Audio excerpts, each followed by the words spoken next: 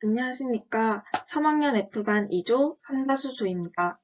저는 발표를 맡게 된 황수연입니다.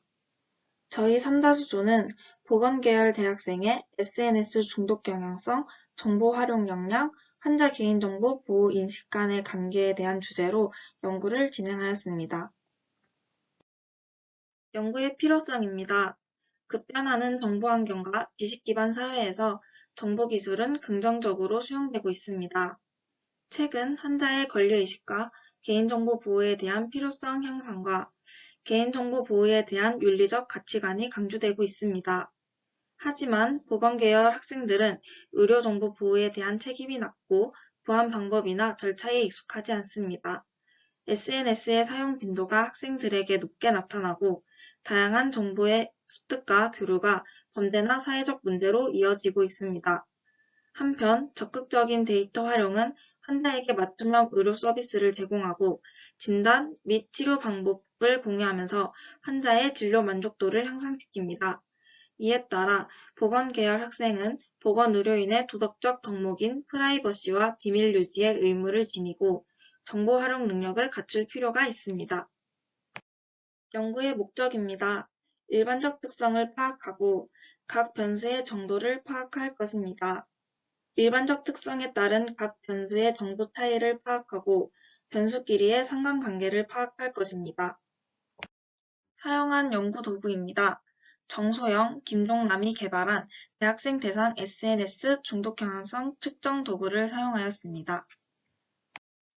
이혜영이 개발한 대학생을 위한 정보 활용 역량 척도 개발 도구를 사용하였습니다. 이미영, 박영임이 간호사를 대상으로 환자 개인정보 보호 인식을 측정하기 위해 사용한 도구를 이미영, 박영임, 김창희가 간호대학생 대상으로 수정 보완한 도구를 사용하였습니다. 일반적 특성에 대한 연구 결과입니다. 각 항목별로 가장 많은 답변을 받은 항목에 대해 발표하겠습니다.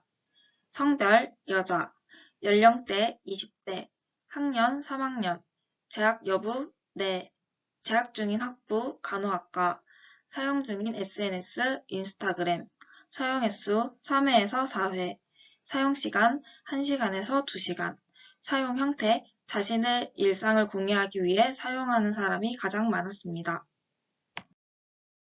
각 변수별 연구 결과입니다.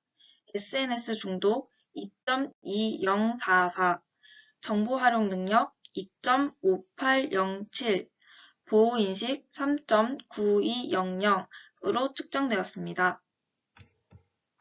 일반적 특성에 따른 각 변수의 연구 결과입니다. 저희는 셰프의 사후 분석을 사용하였습니다. 연구 결과 및 제안입니다. 연구 결과 SNS 중독 경향성이 높을 때 정보 활용 역량과 환자 개인정보 보호 인식이 높게 나타났습니다.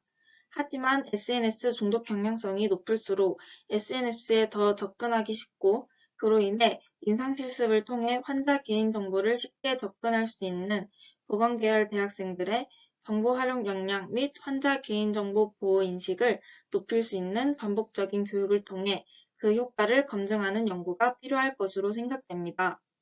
아울러 SNS의 사용 기간은 본 연구 대상자인 20대 연령대의 특성이 반영된 결과로서 향후 다양한 연령대에서의 SNS 사용 특성을 고려한 반복적인 연구가 필요하며 나날이 증가되는 SNS를 통한 환자 개인정보 유출 사례를 바탕으로 교육 프로그램 개발 및 그 효과를 검증하는 연구가 이루어져야 할 것입니다.